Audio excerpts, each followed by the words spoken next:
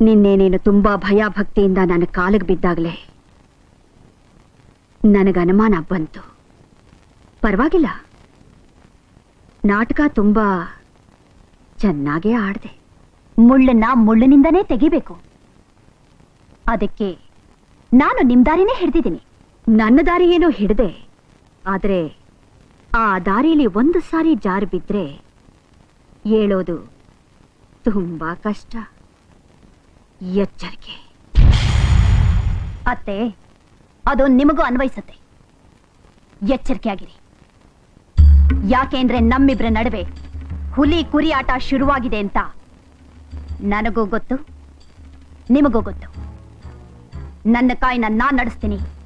ಆಟ ಮುಂದುವರ್ಸೋ ಆಸೆ ನಿಮಗಿದ್ರೆ ನಿಮ್ಮ ಕಾಯಿನ ನೀವು ನಡೆಸಿ. ಓ ಹಾಗ ಸರಿ.